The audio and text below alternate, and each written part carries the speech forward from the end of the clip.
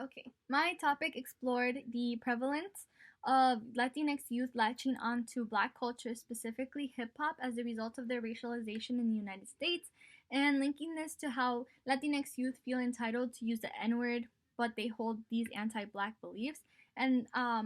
I researched this just basically based off of like personal experience as someone who like grew up listening to hip hop music, but also is Latinx.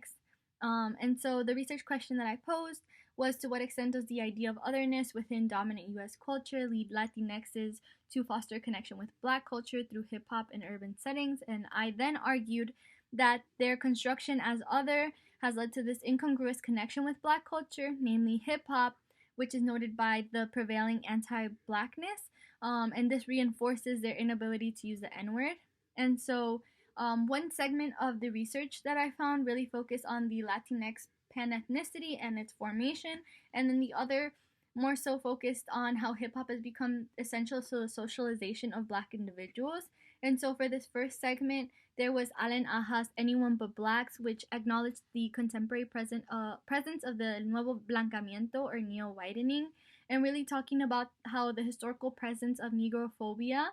has informed the identity and culture of Latinxes. Um, and he really utilizes a comparative historical approach. But the really important thing that came out of this was when he challenges the segmented assimilation model and tries to contextualize this within the height of the neoliberal era for both regions, and trying to showcase how African Americans were scapegoated through this idea of culture of poverty. And this is what really made Latinxes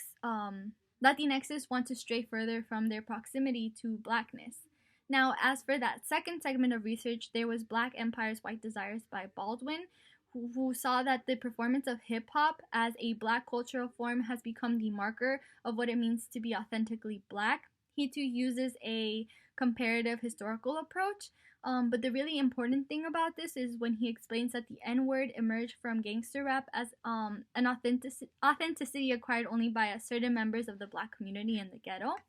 And so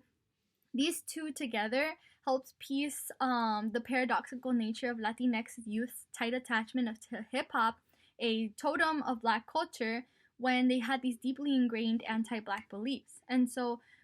when Aha points out how the economic globalization, which was part of the neoliberal movement, allowed migrants to carry Myra types of racism on their back, it really reflects that not only did they have these like implicit racist beliefs, but the same neoliberal movement that like pushed them to migrate was also informing how they saw Black people and how they wanted to remain distinct from them. And then as for Baldwin, it really solidified how hip hop is central to the authenticity of African Americans, and more so how like the N word really speaks about Black socioeconomic status uniquely. And so in the end, he really reaffirms this when he says that the N word is flaunted as the only real Black identity. And so this really helps speak to how Latinxes, to a large part, have been socialized to avoid any proximity with Blackness. And this speaks to how, if they've been socialized to not be close to Blackness, then they have no right to use the N word. And so in the end, this made me think more complexly about the pan-ethnicity that is Latinx, and think about like the microaggressions and overt racist rhetoric that Latinxes sometimes engage in, and how this is sometimes excused because they're seen as minorities too. But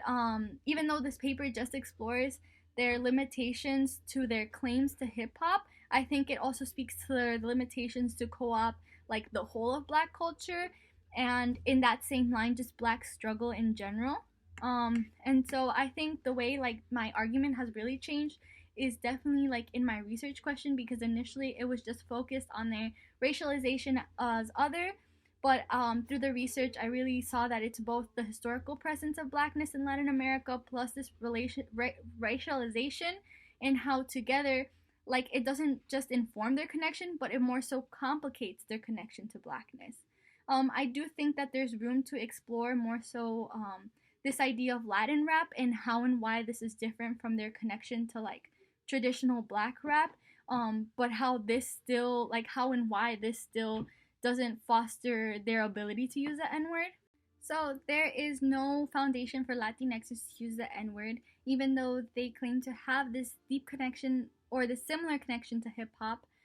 because it contradicts with the historical presence of anti-blackness in Latin America, and also just the fact that Latinxers still now want to be seen as an entity that is distinct from blacks or whites, and it's just further complicated by the fact that the N word is very distinct